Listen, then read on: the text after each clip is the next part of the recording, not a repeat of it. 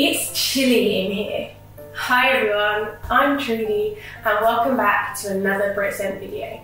Today let's deep dive into some winter vocabulary. Lots of students struggle with what to call the things they wear in the winter, so I'm here to help. Let's go. First of all, let's clear up some confusion. In the UK, nobody wears a sweater. That's because the British word for this item of clothing is jumper. For example, I love that Christmas jumper. I love that Christmas jumper. Or, let me grab a jumper before we head out. Let me grab a jumper before we head out. After your jumper, what's next? You're probably going to want to grab your coat, right?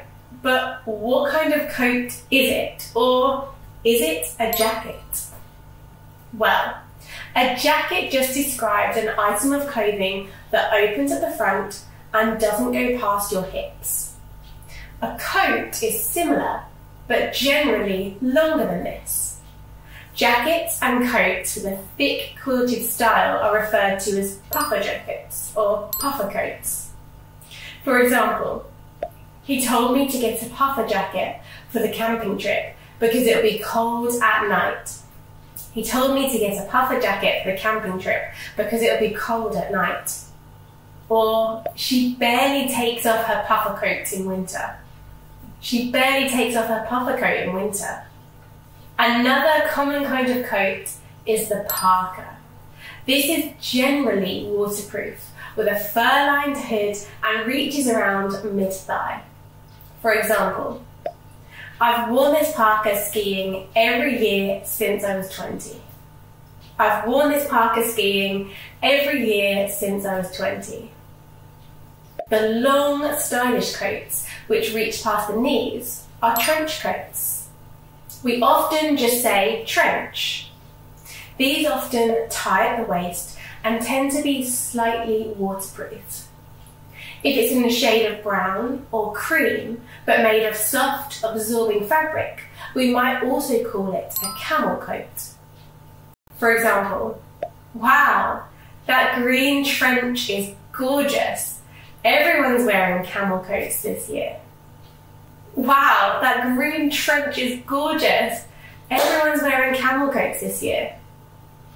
And those other coats, you know, the ones with the toggles down the front instead of buttons, the ones that reach just past your hips. Yeah, those are duffel coats. Toggles are long buttons that fasten with loops. For example, she used to wear that duffel coat every day until one of the toggles fell off.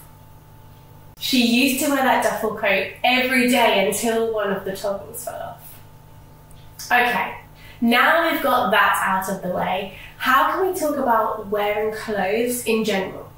Well, you can use the word layer.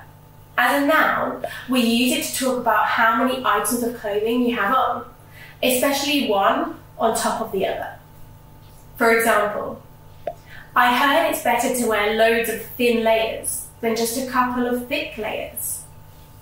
I heard it's better to wear loads of thin layers than just a couple of thick layers. Or, it's so cold at home, I have to wear at least 4 layers at all times. It's so cold at home, I have to wear at least 4 layers at all times. In general, layers will refer to clothes we wear on our torso. This person is probably wearing a t-shirt, a shirt, and maybe 2 jumpers. However, you might hear people using top half and bottom half to distinguish which part of the body they're referring to. For example, make sure you wear layers on your bottom half too. I always wear leggings under my jeans in winter. Make sure you wear layers on your bottom half too. I always wear leggings under my jeans in winter. You can also use layer as a verb. On its own, it might be used to talk about how well people wear multiple clothes. This is because matching your outfit with the right jumper or coat can be tricky, and often people might feel a bit unstylish in the winter. For example, wow, you're so good at layering. Wow, you're so good at layering.